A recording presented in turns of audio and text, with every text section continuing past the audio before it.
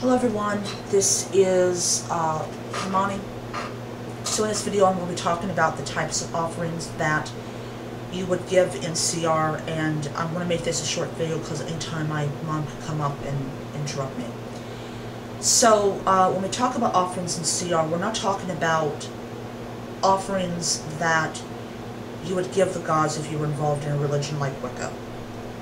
We're talking about offerings that historically were given to the gods.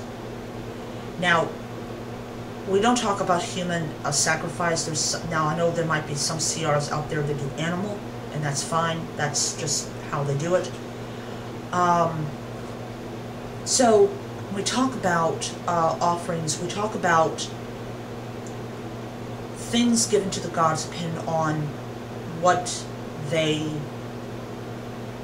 part of the three realms they reside. So, example, if you're given an offering to a spirit of the water, you would go to the place and you would throw in a coin, and that was a traditional offering. If you had crafted something, you throw it in the water. There is evidence of swords, of spearheads, of coins found in bogs and found in rivers. These are what have been discovered. If you're dealing with a god that inhabits the air, you would burn something. Most important, when I go and I do burn something, but however I rip it and I throw it.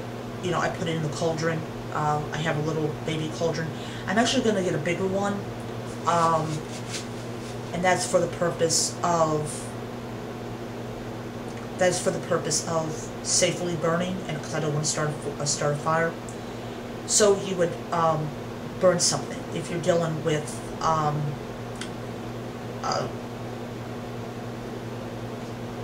the earth, you would bury it.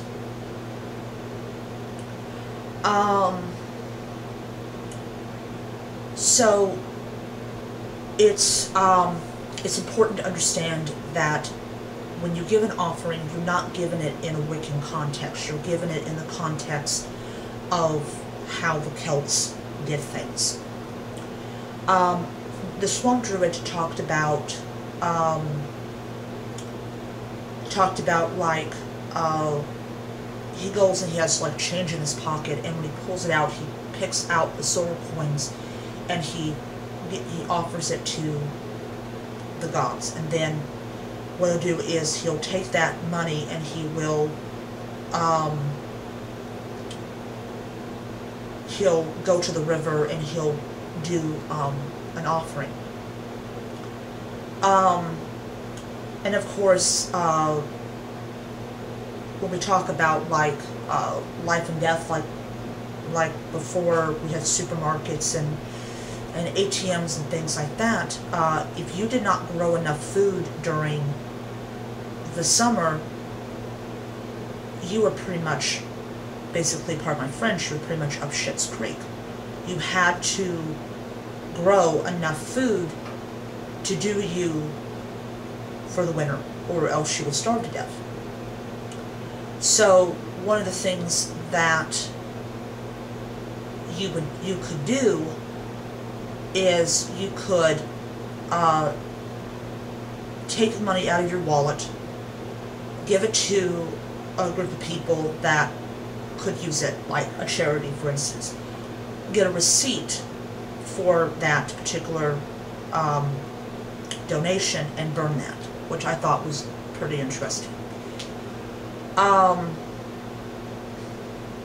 And then of course he talked about like burning poetry or burning music that you have worked very hard on, and that would be a form of sacrifice. So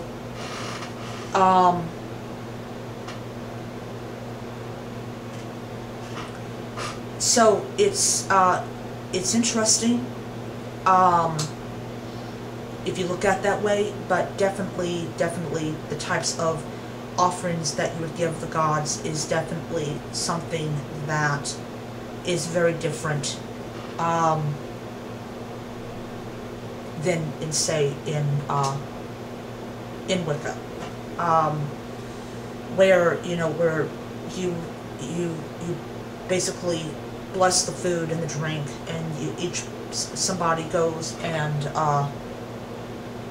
sometimes somebody goes and they will leave it on the altar for a particular period of time, and then they'll take it out there and they will return it back to the Earth Mother. That's not, to me, that's not a sacrifice. That's more of a, I'm sharing my meal with you. That is not a sacrifice. You are not suffering for it.